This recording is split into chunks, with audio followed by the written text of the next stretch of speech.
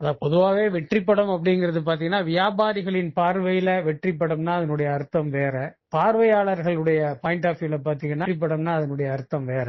முதல்ல வியாபாரிகளுடைய பார்வையில வெற்றி படம் அப்படின்னா, இப்போ ஒரு விலை கொடுத்து ஒரு படத்தை வந்து ஒரு விநியோகஸ்தர் வாங்கியிருப்பாரு.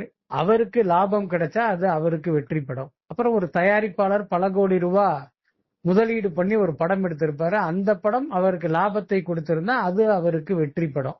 சோ இதுதான் ஒரு வெற்றி படத்துக்கான அளவுகோல் வியாபாரிகளுடைய பார்வையில. ஆடியன்ஸ் உடைய பார்வையில பாத்தீங்க அப்படின்னா, அவன் 100 ரூபாய் 150 ரூபாய் கொடுத்து படம் பாக்குறான் அப்படின்னா அவனுக்கு அந்த படம் ஒரு திருப்தியை கொடுத்து அவனை பொறுத்த வரைக்கும் அது வெற்றி படம்.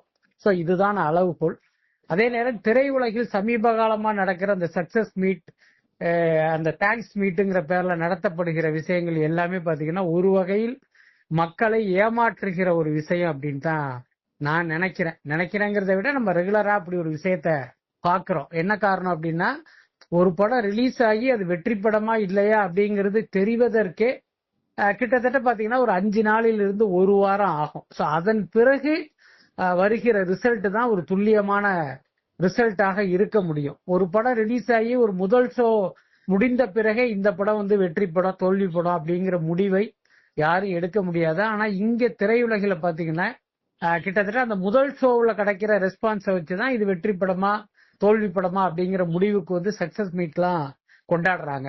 நான் ஏன் இதை சொல்றேன் அப்படின்னா, இப்போ ஒரு படம் வெள்ளிக்கிழமை ரிலீஸ் ஆகுது அப்படின்னா வெள்ளிக்கிழமையும் சரி சனி ஞாயிறும் சரி நிச்சயமா தியேட்டர்ல வந்து ஒரு பெரிய கூட்டம் இருக்கும். கிட்டத்தட்ட எல்லா தியேட்டருமே ஹவுஸ்ஃபுல் ஆகும்.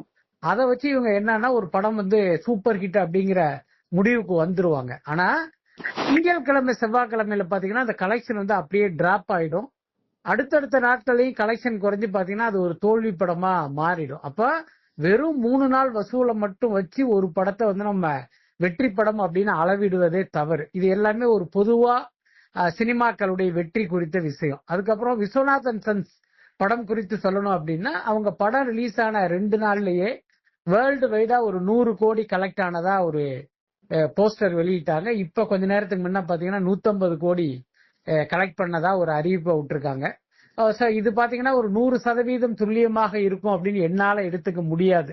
என்ன காரணம் அப்படின்னா, இந்திய அளவில் அல்லது தமிழ்நாடு அளவில் இவ்வளவு ரூபா வசூல் அப்படின்னு ஒரு பட நிறுவனம் அதிகாரப்பூர்வமாக அறிவிப்பதை வேணா ஒரு சரியான டேட்டாவா நம்ம எடுத்துக்க முடியும். என்ன காரணம் அப்படின்னா, ஒரு ஜிஎஸ்டி அலுவலகத்துக்கும் இன்கம் டாக்ஸ் அலுவலகத்துக்கும் அது வந்து ஒரு ஆவணமாக மாறும்.